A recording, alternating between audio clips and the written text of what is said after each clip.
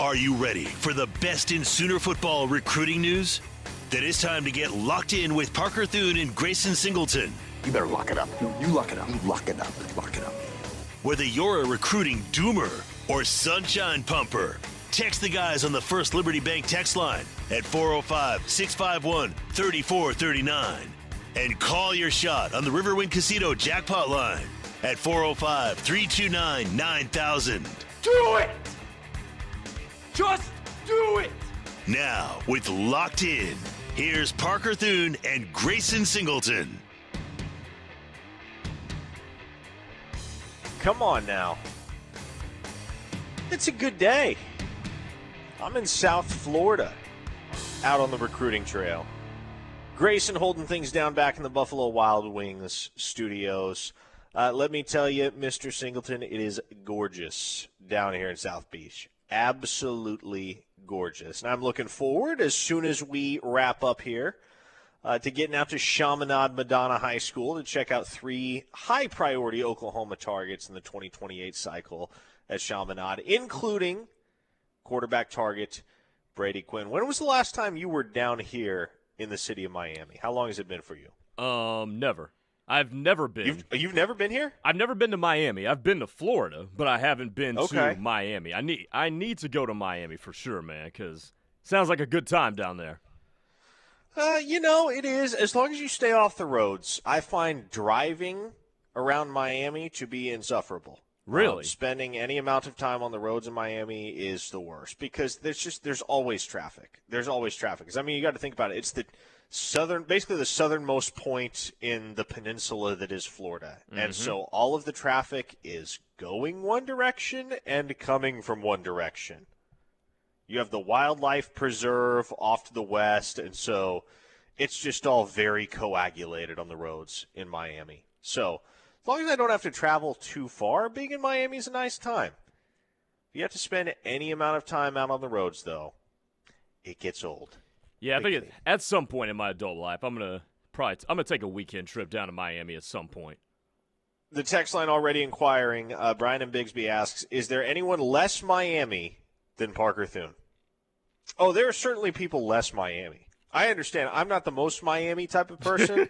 I am far from the least. Believe me, far from the least. I'm having a good time so far. Could you ever see yourself living? I know you have no intention right now of leaving, Oklahoma, USA. But could you ever see yourself living in South Beach? I mean, never say never. But I'll put it this way: if I had an equal salaried option, if all things were equal occupationally, and I wasn't moving down here for a job that was just flat out better than anything else that I had on the table by leaps and bounds, then I probably wouldn't choose to live here. It's one of those places that you enjoy visiting, but I don't know that I would ever choose to live in Miami. Who knows? Fair enough. I've got a lot of life left to live, hopefully. So maybe my opinion changes. But that's where I stand on Miami right now. Papa Boganowski says, take your trip to Miami while your girl is in Ibiza. Shoot. Might be a decent time to do that. 405-651-3439. That is the First Liberty Bank text line, and that's how you get a hold of us today here on Locked In. The show is brought to you today and every day by Dorsey Jones GMC in El Reno, family-owned and operated. GMC offers some of the most reliable trucks and SUVs on the road today, and Dorsey Jones complements that with fantastic service, including half-price oil changes on Saturdays. Low-pressure sales environment out there, experienced people, many of whom have been with the company for 20-plus years, eager to get you behind the wheel of a brand-new GMC out at Dorsey Jones in El Reno. Now, Brady Quinn is who I'm seeing later today, Grayson. But I think we need to kick off this show talking about another emerging quarterback target in the 2028 cycle for Oklahoma. This is a little bit unconventional, at least as it pertains to the OU experience of recruiting quarterbacks. In the time that I have covered recruiting at the illustrious University of Oklahoma, I'm not sure whether Oklahoma has had 4 outstanding offers at the same time at the quarterback position. And I say outstanding in the sense that the loop hasn't been closed, that the offer is out there on the table. Obviously, all of the players are outstanding players. Otherwise, they wouldn't be getting the attention of Oklahoma and the Oklahoma staff. But I use outstanding in the alternate sense, i.e., the offer sits there in front of them. It's perfectly open at any given time for any of those four guys to jump on the offer and to choose to join Oklahoma's 2028 class. But the Sooners had already offered Graham Simpson out of the state of Tennessee. They had offered Trey Taliaferri out of the state of New Jersey. They offered Brady Quinn earlier this spring from down here in South Florida. But they extended an offer to a fourth quarterback in the 2028 cycle last night. That going out to Brentwood, Tennessee stock riser Gavin Strang. And I think what's notable here, Grayson, is that, well, a couple things. First off, this cat is a big old boy, listed at 6'5", 210 pounds. He's strapping. He's got some size. He's got more of it than many, most if not all, of the Oklahoma quarterback targets in recent memory.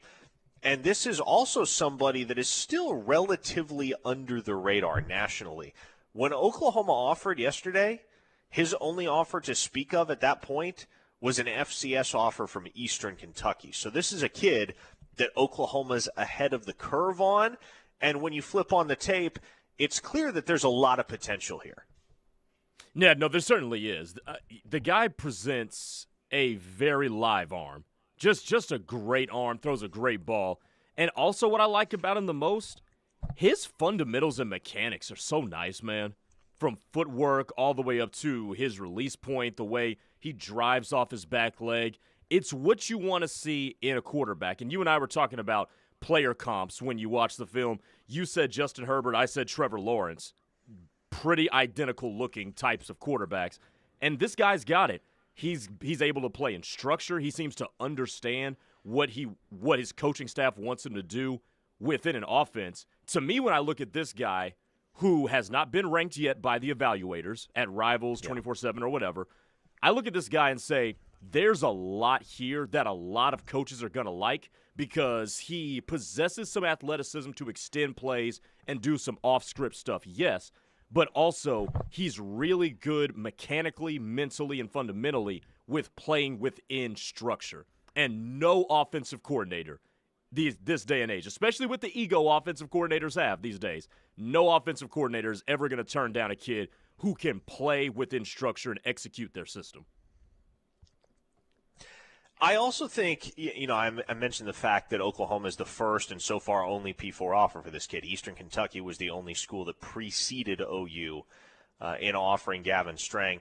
I also think this front office has certainly earned the benefit of the doubt when it comes to pulling the trigger on early evals, i.e. at Keldred Ben, for instance, among others. That's probably the most glaring example. But when Oklahoma offers a kid like Gavin Strang, when this front office chooses to offer a kid like Gavin Strang, and you look at the offer sheet and you only see an FCS school in addition to OU on that offer sheet to this point, it's probably less alarming than it has been in the past because, quite frankly, you trust the eyes in the front office more than you've had reason to trust the whole process in the past at Oklahoma. There's a lot of boxes that need to get checked in order for a kid to earn an offer. Jim Nagy went and scouted Gavin Strang in person. They went and actually saw him throw. So they put the stamp on him. This doesn't mean he's going to be the guy at Oklahoma. It doesn't even necessarily mean he's going to be the top guy amongst the four. But what it does mean is that the very experienced eyes, the very experienced scouts in the Oklahoma front office are willing to stick their neck out and say, no, we believe regardless of what the other schools in the country have or haven't done with this kid, whether they have or haven't pursued him, we think he's good enough. We think he can play the most important position on the field at a school like Oklahoma that has such a distinguished lineage of great quarterbacks. So it's super intriguing how this whole thing has come together with Gavin Strang, and who knows where this goes from here.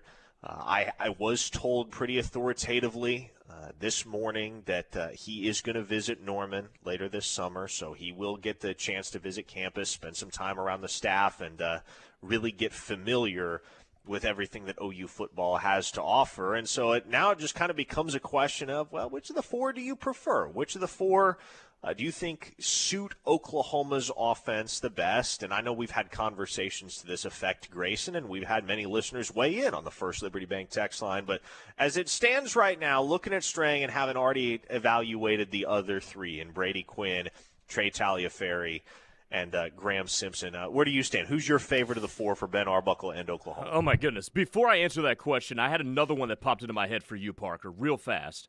When you look at the 2026 and 27 classes, Oklahoma was only pursuing one quarterback at a time, most notably Peyton Houston, and then they pivot from him, or I guess they move on from him after he chooses LSU, and then they only pursue Jamison Roberts before they get him committed. Why do you think they reversed course? Because it's not as if they said, okay, we're not going to offer just one, maybe we'll offer two. They went from offering only one at a time to four. Now, why do you think they went ahead and decided to do this?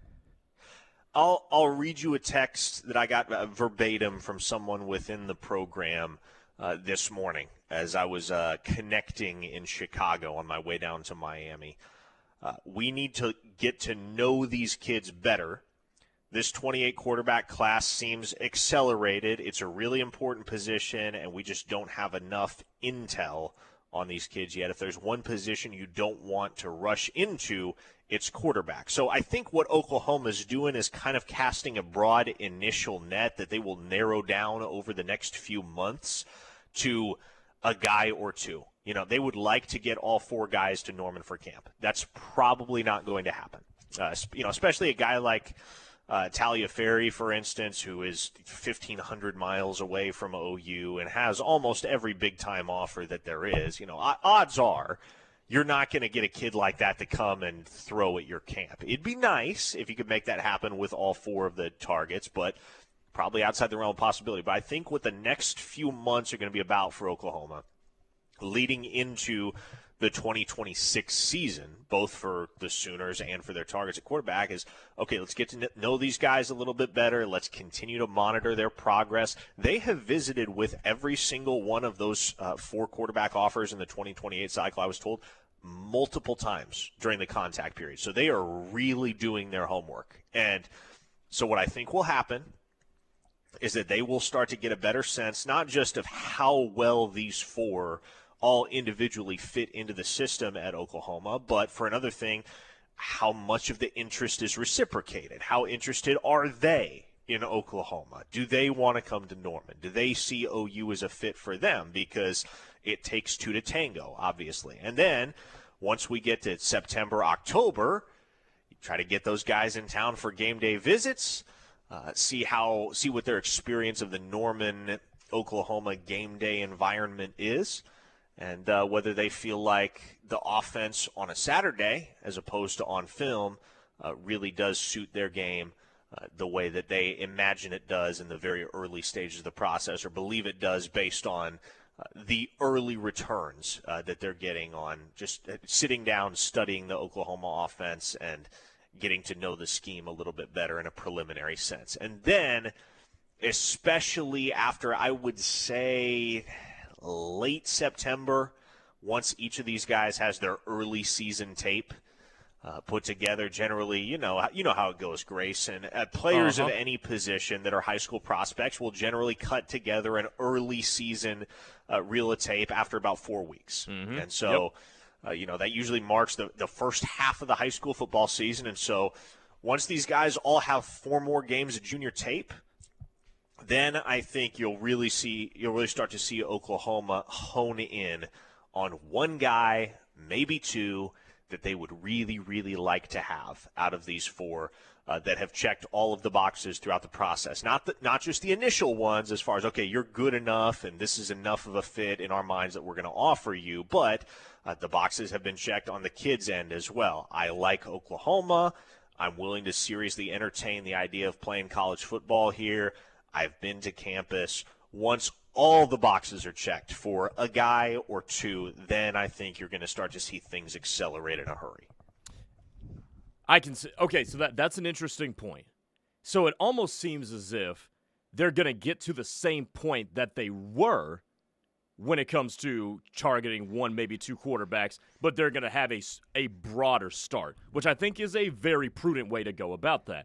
Now, to answer your other question, who is my favorite out of these? I think it's a matter of personal preference and what you want for a quarterback. It really is. Because no, it is because I love the guy that you're going to go see today, Brady Quinn. I love what I see on tape. I think he might have the highest upside, especially athletic upside, of all of these quarterbacks. The problem with Brady Quinn is that there's a lot of Johnny Manziel in his game, right? A lot of wheeling around and making stuff happen and a lot of off-script stuff that's like, well, why did you – well, I guess that worked out. But, so a higher ceiling, but I think also a potential for a lower floor there. But if you love the improv part of quarterback, you love you some Brady Quinn. I think the most polished arm is the kid that we're talking about today.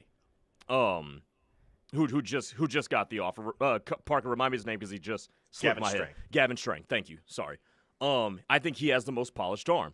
I think Trey Tagliaferri just plays the best in structure. Get the ball, see what the defense is doing, and get rid of it and keep the chains and keep the offense moving. So if it's me, I like Trey Tagliaferri because I like his ability to, yes, make big plays, but I always know what I'm going to consistently get within structure.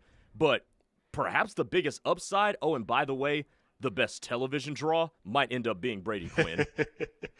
Yeah, man. So Jim Nagy and Ben Arbuckle were actually here in Miami yesterday. Okay. To visit with Brady Quinn. And so this now marks 4 different OU staffers that have gotten eyes on Brady Quinn throughout this contact period. Because the first time Oklahoma came down, it was John Kuzieski and Lake Dawson. And now the second time around, it was Nagy and Arbuckle. What does that tell you? First is the assistant GM and the quarterback's coach. Then it's the actual GM and the offensive coordinator. How long till we get the head coach? Exactly. So clearly the first time that OU visited with Brady Quinn, I mean, John Kuzieski and Lake Dawson certainly liked what they saw enough to really emphasize Nagy and Arbuckle. Yeah, this guy is worth seeing personally for each of you. Like, you need to go check out Brady Quinn. And they did yesterday. And so we'll see where things go. But I think as far as the fit with Arbuckle, I really like Brady Quinn, man, because he's the most John Mateer adjacent option of these 4 guys. And all 4 are excellent players in their own right, but stylistically, I think Brady Quinn meshes really, really well with everything that Arbuckle wants and asks of his quarterbacks. 405-651-3439. Feel free to weigh in via the First Liberty Bank text line. Much more ahead as we get it rolling here on a Thursday. Wednesday? It's a Wednesday. I was a day ahead. Dang it. It's a Wednesday. It's not a Thursday. Regardless. It's not midnight Eastern yet, Parker. Hey, they pay me to talk ball, not keep the calendar straight. Come on back with us here on Locked In. This is The Ref, the home of Sooner fans. Locked In is brought to you every day by Dorsey Jones GMC in El Reno. Dorsey Jones GMC is family-owned and operated with a knowledgeable, low-pressure sales staff here to help you through the buying process and half-price oil changes on Saturdays. Visit dorsey-jonesgmc.com for more information. Right here in our backyard, sellers trust Purple Wave Auction to move their equipment, from excavators and ag equipment to trucks and specialty trailers. Our no-reserve online auctions help local sellers turn iron into opportunity. You get a dedicated territory manager who knows your operation, your market, and your timeline, backed by nationwide buyer demand, local service, national reach, real results. See why more sellers choose Purple Wave. Visit purplewave.com to get started today. Beats and Bites is back for its 10th anniversary. Join us to celebrate a decade of delicious food, incredible live music, and unforgettable memories at Riverwind Casino. The party starts Saturday, June 13th with Cheap Trick and Gin Blossoms. Book your tickets online or at the box office for only $10. And we'll see you at Riverwind. Norman mornings start at Neighborhood Jam. Whether you're craving sweet or savory, classic pancakes or chorizo burritos, we've got breakfast covered. Open 6:30 to 2:30 daily. Join the wait list on Yelp before you arrive. Neighborhood Jam on Main Street in Norman. Brunch that brings good vibes every time. Start your day with the Jam, your local breakfast destination. Tune in every Friday to hear more about the Hal Smith Restaurant Group during The Rush and the Dari Noka Show here on The Ref. For over 30 years, CertaPro Painters has been part of countless memories. Every wall tells a story, and we've been proud to help write them. We are more than just your local painters, with care, craftsmanship, and certainty. From the first brushstroke to the final smile, our promise is simple. Your home, beautifully painted and worry-free. CertaPro Painters, that's painting happy. Get started today at CertaPro.com. Each CertaPro Painters business is independently owned and operated. Contractor license and registration information is available at CertaPro.com. Spring is here, a season of color, growth, and new beginnings. At Markham's Nursery, we have everything you need to make your spring truly special. From beautiful trees and hardy shrubs to vibrant perennials bursting with color. We have a huge selection of fruits and vegetables, roses and soils, everything you need to get your spring on the move. Helping generations grow in Oklahoma for over 50 years. Come grow something beautiful this spring. Markham's Nursery, just add the sun. Markham's Nursery, just add the sun. Warren Cat is a proud sponsor of the KREF app and Sooner Athletics. Our new store off I-35 in Norman is ready to support your equipment needs. From industry-leading Cat compact machines to reliable lift and electric power solutions, we have rental, purchase, and finance options to get you to work quickly. Plus, world-class parts and service to keep you up and running. Visit us in Norman. Click on the Warren Cat logo in the app or search Warren Cat. Whatever the job, whatever it takes. From the bench to your defense. Tracy Schumacher, a former district judge, former Cleveland County prosecutor, and now your voice in a DUI fight. Your driver's license could be at risk. Time is critical. If you've been charged with DUI in Cleveland, McLean, Grady, or Garvin County, you need someone who knows how the system works. Schumacher Law Group at 405-701-1882 or visit lawgroupok.com. From the bench to your defense when experience matters. Looking for a reason to upgrade your car? Confidence Ford of Norman is there for you. Right now, you can save a total of $16,000 on a new 2025 Ford F-150 or save $10,000 on a new 2026 Ford Explorer. Whether you're looking for new or pre-owned, there's never been a better time to get behind the wheel. And when it's time for service, trust our top-rated service center and Ford certified master technicians. Come visit us today at 825 North Interstate Drive or visit us online. Confidence Ford of Norman, where confidence is Cavender.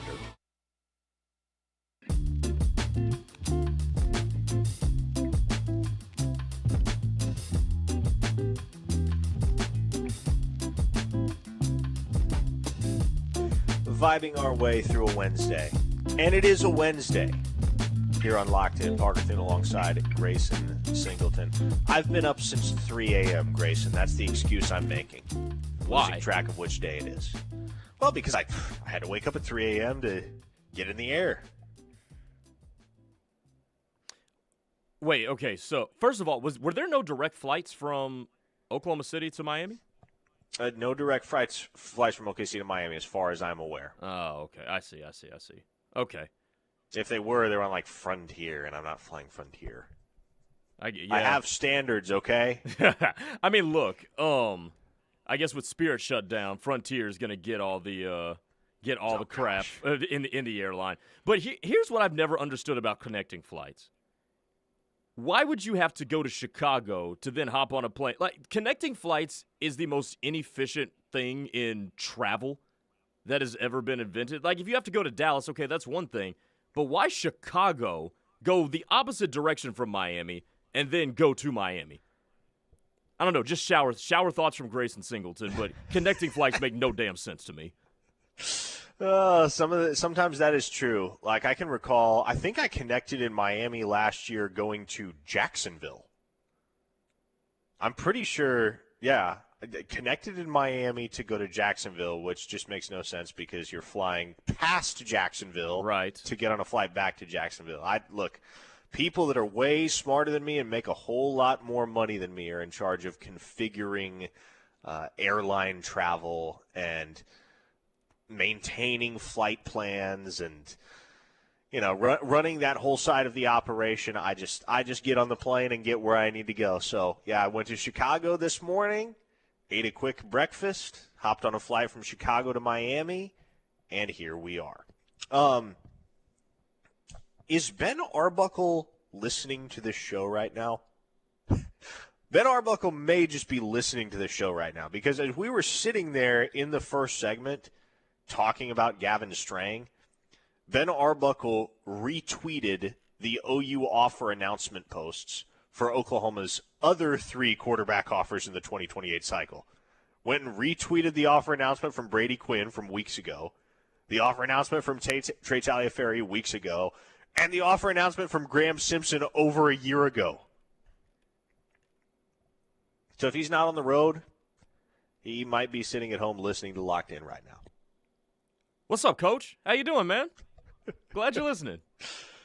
Yeah, hey, you want to come on with us sometime this week? Oh, that'd be fun. Once you get off the road for good? Yeah, let's talk some ball. When are you going to be back in studio? I'll be back tomorrow. Okay. Yeah. Flying back early tomorrow morning as well. So I will be back in God's country by about 9:30 a.m. local time. Gotcha.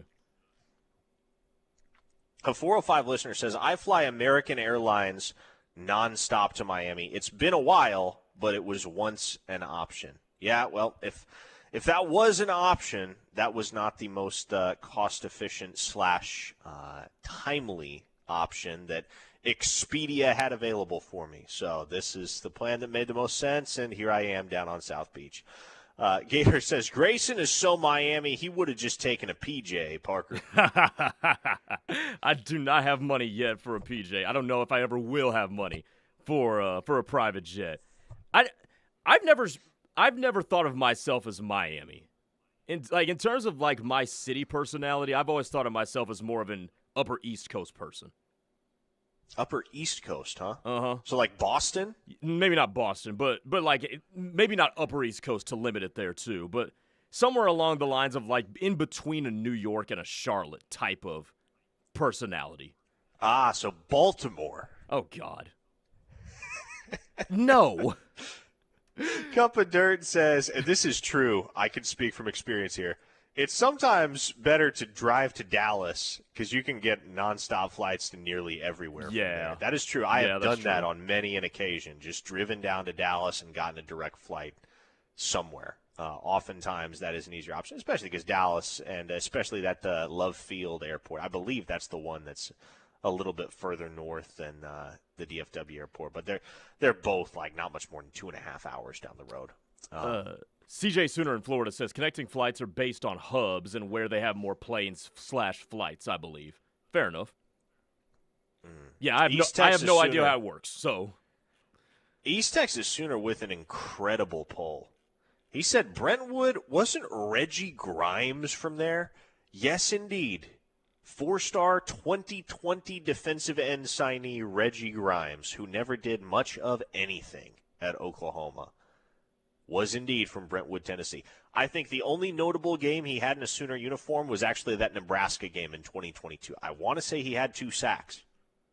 And that was about all that Reggie Grimes ever did at OU. He transferred to Memphis, if I'm not mistaken, to finish out his college career. I want to say he was at Memphis in 2024 and maybe 2025 as well. In other news, Grayson, this is reaching back a couple of weeks, and I meant to get back around to this yesterday, but a topic of conversation that is probably a little bit overdue for us to revisit, and that is the situation with Corey Laga, the 4-star offensive lineman from Lamont, Illinois. Of course, we discussed him a couple weeks back when he picked up the Oklahoma offer, when it became apparent that Gus Corsair, the longtime Oklahoma center target, was going to land in Oregon's class and become a Duck as opposed to being a Sooner, which it had long appeared that Oklahoma was going to be the destination for Corsair. It was not to be. He is committed to Oregon as we sit here today. And so Oklahoma decided to go in a different direction shortly before Corsair officially committed to Oregon, and they extended an offer to Corey Laga, 6'5", I believe about 275, 280, if I recall correctly. Lamont, Illinois. 2 of Oklahoma's very, very recent offers going to prospects in the state of Illinois between Laga and running back TJ Lewis. But with the Laga situation, I can't recall whether I disclosed this on the radio initially or not, but the concern from the Oklahoma side is that he was going to pick up a Notre Dame offer, which has kind of, as I understand, been the end game for Laga, like the most desirable option, the dream school, if you will. And with them being right across the border in the state of Indiana, South Bend, Indiana, it makes sense geographically. But Notre Dame, I guess, visited Laga and didn't offer. And so it's kind of open season at this point. Michigan State and Vanderbilt are the two schools that have emerged in Laga's recruitment, but Oklahoma's going to get their shot at this kid, Grayson. He's going to take his official visit, wait for it, May 29th through the 31st, which has suddenly become a very, very busy weekend for Oklahoma. Yeah. What's the intel here? Because I know you've got to replace Gus Corsair, the spot that you thought he was going to end up filling. How does it look with Corey Lager right now, especially with Notre Dame not offering him? That's an interesting little nugget there. Do you think Oklahoma can supplant some of these other guys who have been in on his recruitment for a little bit longer than the Sooners have? Yes. The short answer is yes. And, in fact, the feedback I've gotten from within is that Oklahoma feels, we'll take our chances going up against Michigan State and Vanderbilt. Like, we feel pretty dang good about that. And I don't imagine that Notre Dame will come after Laga at this point unless they were to miss. And I don't know offhand what Notre Dame's 2027 class looks like right now. I do know they just got a commitment from a 5-star offensive tackle whose name I don't even want to attempt to pronounce and have never wanted to earlier this week. Olubobola or something along those lines. Number 3 offensive tackle in the nation. But just looking through it right now, they have him committed. They have 2 interior offensive line commits, so 3 in total. I don't know I couldn't tell you what their numbers look like, whether they're going to have reason to pursue another one. But as long as Notre Dame stays out of the picture with Laga, the feeling is that Oklahoma's going to have a real shot to get this thing done when he comes down for his official visit May 29th through the 31st. And it may not happen right off the bat. You never really know when a kid is visiting campus for the first time during OV season. Sometimes things play out perfectly, just as you imagined they would and could with a guy like DeZephan Walker last year, who had, I believe, a Nebraska official visit scheduled the week after he was scheduled to be at Oklahoma for his very first campus visit, period. And he just shut it down and committed to OU, and that was that. And then other times, there are guys that kind of have to feel things out a little bit more. And sometimes you just can't get over the hump on that first visit, and they wind up committing elsewhere. Sometimes they feel the need to finish out their slate and just confirm the things that they're feeling not only about Oklahoma but about the other schools involved in the recruitment before they lock anything in. So I don't know what the timeline is going to look like for Laga. But I know on the Oklahoma end, they feel very confident that they're in a position to make something happen. And if you want to get a little bit busier on the interior of the offensive line, as you are thinking with Corey Laga, that's probably not the worst idea on planet Earth, too, because you've got some dudes that could be looking at NFL futures here just a little bit. Heath Ozida, even though I don't know what his NFL potential is going to be out of eligibility this year, I believe. Am I correct? Ozida? He's got 2 years left. Oh, he's got 2 years. Okay, so my bad. Yes. I thought he had been here longer than he had. So but he's still getting up there. EPL. What if EPL decides to leave after 3 years? Right? So you're doing some calendar math here, and with Coghran coming in and with Tyson Ross coming in, having been committed in the 2027 classes, and then you've got Noah Best in the class of 2026, I think it's time you can reload at the interior of the offensive line. So I think this makes a little bit of sense right now for Oklahoma.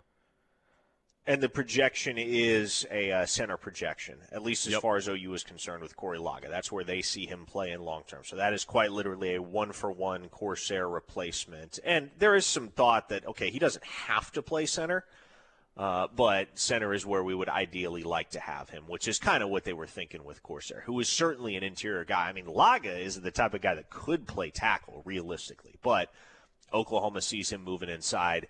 They see him playing center.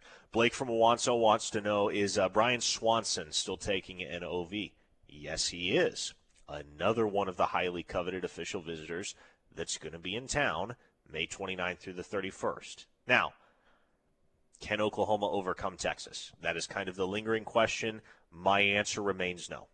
If you made me project whether or not Brian Swanson ends up in Oklahoma's class, as of right now, I'm saying no because I think he winds up a Longhorn. Texas has led that race for a long, long time. But let's say for a second Oklahoma does manage to get it done, get the deal done with Corey Laga. They add him to the class. You suddenly add him to a group that also includes Isaac Coffrin, Caden Penny, Luke Wilson, Cooper Hackett, and Tyson Ross. I always forget Tyson Ross. Tyson Ross is always the last guy that springs to mind. I guess he's just a quiet kid from the state of Kansas, but really good football player. All five of them are. And you add Laga to the mix as the sixth. I mean, that is on paper the best offensive line class that Bill Bedenbaugh has ever signed at Oklahoma, and he's signed some good ones. Yeah, no, he has. And at what point do the Sooners stop? I know they only took 2 in the class of 2026, which is why taking a bigger class this year makes a lot of sense. But do you think they stop at 6? If Corey Laga gets on board, there's your 6th. Do they still take Brian Swanson? Do they pump the brakes on that one at adding a 7th? What do you think they do going with there? Yeah, well, here's what I'll tell you. They ain't saying no to Brian Swanson. If they can turn the tide there and he wants to be a Sooner instead of a Longhorn, they are not going to tell him no. But if they don't get Brian Swanson, I think there's a chance they just stop at 6. And if they do take a 7th, I think it would be a late senior eval type thing where they wait till the fall. They start maybe they establish early contact with and start keeping tabs on a few guys that they feel like could be senior stock risers. But if they take a 7th, I don't think it would happen like in the next month. I think it would probably happen sometime during the fall. 405-651-3439. That's how you get a hold of us on the First Liberty Bank text line. And we got one more segment coming up before we call it a day and hand it off to the fellas on the rush. Keep it right here on the Ref, the home of Sooner fans. We will be right back. The Ref Radio Sports Network is powered statewide by the insurance adjusters at Brown O'Haver. Fire, wind, theft, or tornado, we can help. Call 405-735-5510. For 3 generations, the John M. Ireland & Son Funeral Home and Chapel in Morris continued to serve the community by giving back to local schools, charitable organizations, and first responders. We provide pre-planning for funerals and cremation services at the most reasonable prices. We are proud to be a family-owned and operated funeral home. Award-winning funeral home year after year, our family believes in serving the people of our community. I'm John Ireland. And I'm Solon Daniels. You've got our word on it. The Gimme Zone is back. Join Golf Digest panelist Brian Vineyard and myself, Josh Elmer, every Saturday morning from 8 to 10 a.m. as we break down and dissect everything in the world of golf right here on the Ref and the KREF app. The Gimme Zone is brought to you by our friends at Van Hoos Fence, the premier fence company in Oklahoma. Hear from great guests and from the game's biggest stars as we spend every moving day with you. From February at Pebble Beach through the majors to the Tour Championship in September, the #1 choice for golf coverage in the state of Oklahoma, it's right here on the Ref. Fowler Automotive is proud to be a part of your community, where our passion and values lie far beyond the showroom. We believe that families, sports, art, and culture are at the heart of every thriving community, and it's important to us that we help build the communities that our dealerships call home. Stop by any of our 6 Oklahoma dealerships to see the Fowler Standard hard at work. We pride ourselves on being friendly, helpful, honest, and fair. This is what drives us every day. Fowler Automotive, a proud partner of OU Athletics. Looking for a trusted, locally owned and operated roofing company in Oklahoma? Black Thunder Roofing is a top-rated Home Advisor Elite Service Award winner and recipients of multiple Angie Superior Service Awards. They can do it all. Black Thunder also does free inspections and estimates. Locally operated in Norman and Edmond, Black Thunder Roofing serves OKC's metro area south to Purcell, Noble, Blanchard, as well as Yukon, Mustang, Bethany, and Piedmont. Visit blackthunderroofing.com or call 405-473-8028 for your free estimate today. Hey, it's Tyler McComas for Norman Air and their $49 AC tune-ups. When your air conditioner starts struggling, a quick tune-up can make all the difference. Just listen to this testimonial. I called Norman Air for their $49 AC tune-up, and I'm so glad I did. The technician showed up right on time, checked everything, and explained what he found. Hey, Ref Army, right now, Norman Air's AC tune-up is just $49. So call Norman Air today or schedule online at normanair.com. Norman Air, service to the max. Whether you're celebrating a special occasion, desire a great postgame, or after-work dining experience, the Ranch Steakhouse is the winning choice. At Ranch Steakhouse, we're grilling up the best USDA prime steaks in Oklahoma. Juicy, flavorful, and cooked to perfection. Pair that with an unbeatable atmosphere, a killer drink selection, and a wine list of over 400 personally curated bottles. Whether you're toasting the game or winding down after a big day, Ranch Steakhouse is where champions eat. Right now at Bob Hurley RV, we've got more ways than ever to get into the right RV. Choose from the largest inventory in Oklahoma. Get payments starting as low as $89 a month and take 90 days before your first payment. Plus, enjoy free camping for a full year. It's everything you need to get started this summer without the wait. Bob Hurley RV. Compare with confidence. You choose what fits. Shop us anytime online at bobhurleyrv.com. That's bobhurleyrv.com. Start your adventure here. Around the world, Children International and friends like you are giving children in poverty a chance to thrive by helping ensure access to healthcare, nutrition, and educational opportunities and support on their path to employment. Because every child deserves a chance to realize their full potential. Learn more about Children International by going to children.org today.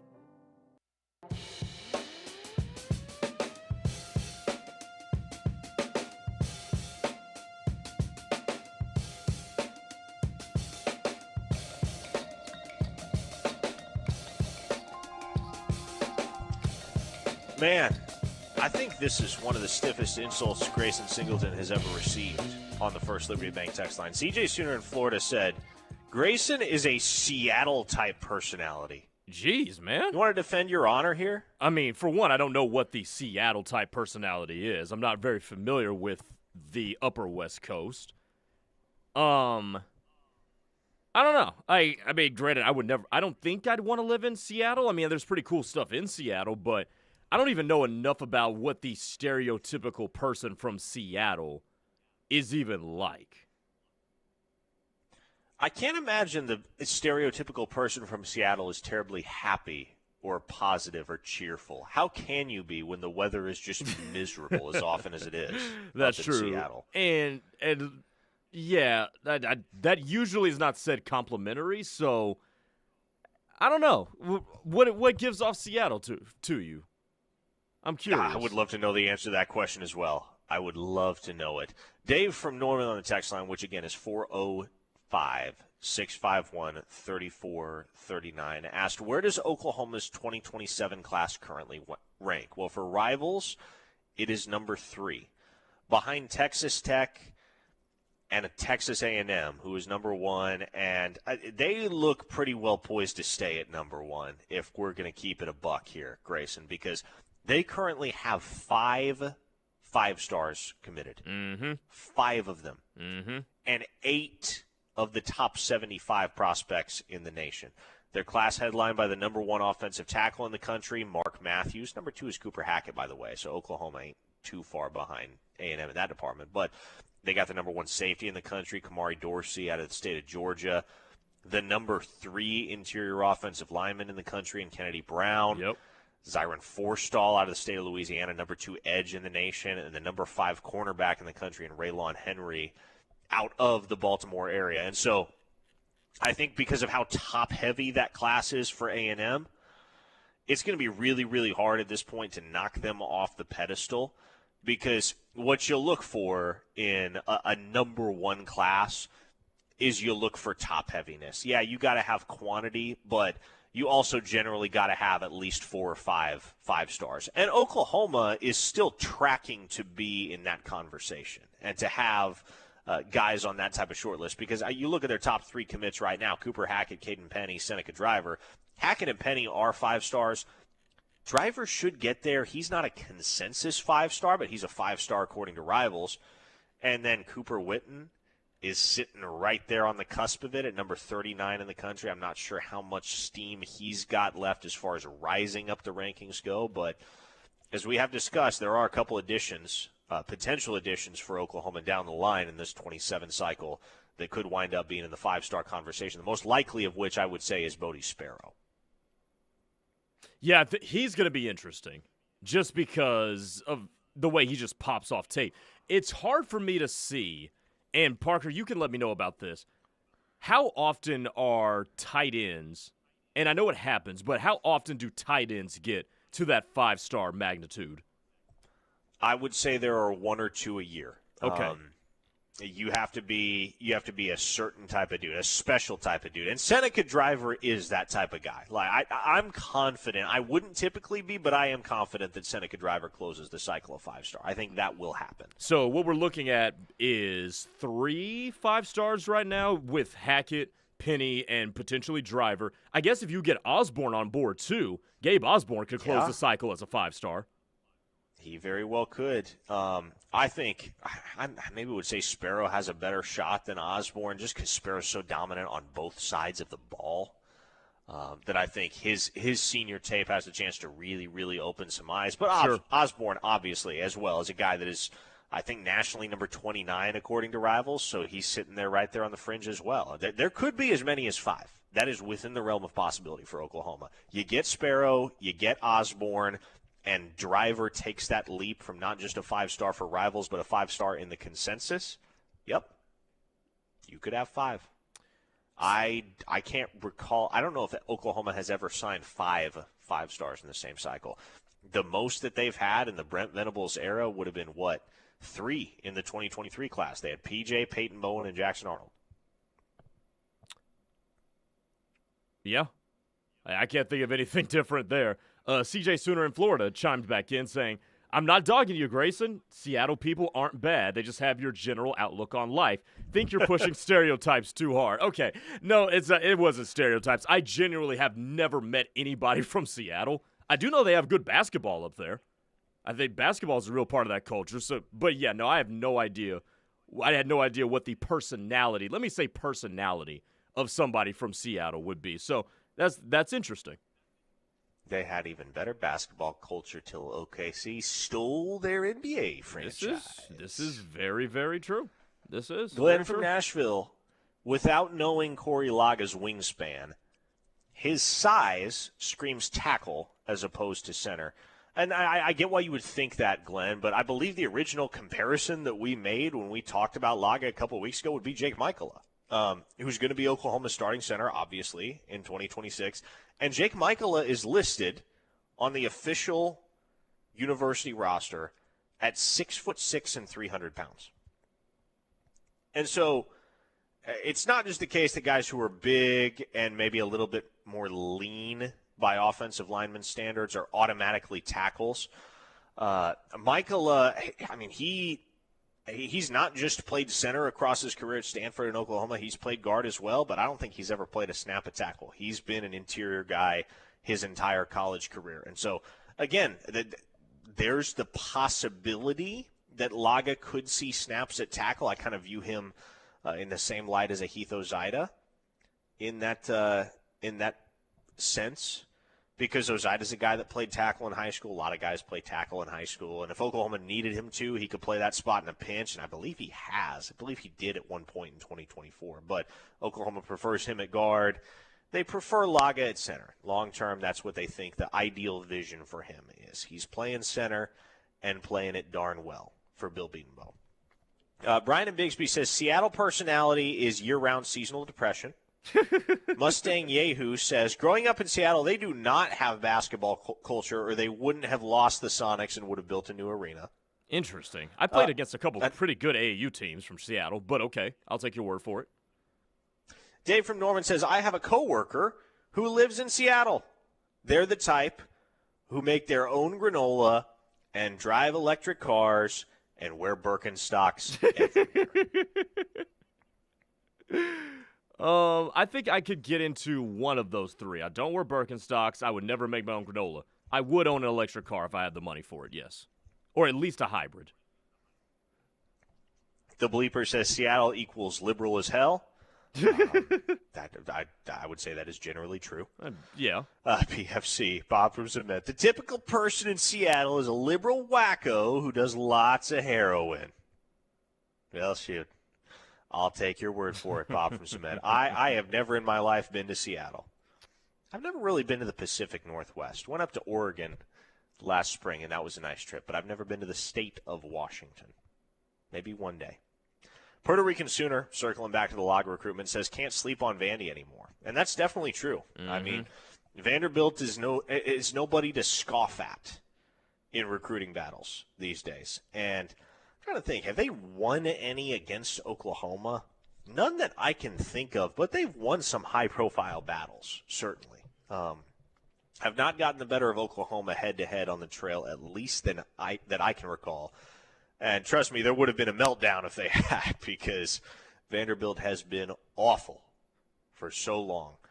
Only recently, under Clark Lee, have they been able to pick up some steam as a program. But, not a school that, even at this point, even with what they've done on the field, especially during the Diego Pavia era the last two seasons, probably not a school that if you're an Oklahoma fan, you're really enthused to see your program losing a recruiting battle to. If that ever happened, it would not be met with the greatest of reactions on the OU side.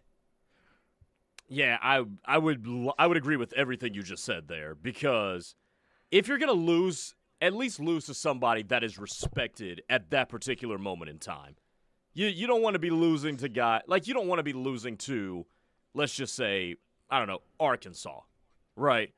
That's not going to look great because that's a program right now that's in a state of transition. So if you're going to lose to somebody who's on the come-up, whose coach has an excellent reputation and is challenging for college football playoff appearances. 405-651-3439 if you want to get any final text in. Displaced Okie in Cleburne, Texas says, OU recruiting today is a far cry from the mule shoe defense recruiting. This staff has shown they know what they're looking for. It doesn't matter if the kids don't yet have big-time offers, i.e. Jamison Roberts. And if I remember correctly, Bo Bentley was not a big-time recruit before they offered him last year. And, yeah, that's true. That was pre-Jim Nagy, though. That was a Ben Arbuckle special. That was, I think, one of the absolute last offers that went out before Jim Nagy was hired. Was the offer that went out to Bo Bentley. And at the time, Oklahoma had Jaden O'Neal already committed to play quarterback, and it was controversial, and that was a prominent storyline on this show for months and months and months. But Bentley eventually committed to Oklahoma. Jaden O'Neal flipped to Florida State, and Bentley closed the cycle as, I believe, a national top 50 prospect, regardless of position. So, yeah, I think maybe it wasn't this way to this extent before the front office arrived, but since Jim Nagy and Taylor Redd and Lake Dawson and those folks got to town last year, man, Grayson, I think time and again they have demonstrated that they've earned the benefit of the doubt when they make an offer that to the naked eye might seem a little bit speculative. You know what the next part of that conversation is, Parker? Because, yes, I agree with that. The next part of that conversation is, all right, do those dudes turn into excellent college football players? Because we've seen their early evals start to draw a lot of attention from other schools and eventually from the recruiting services as well.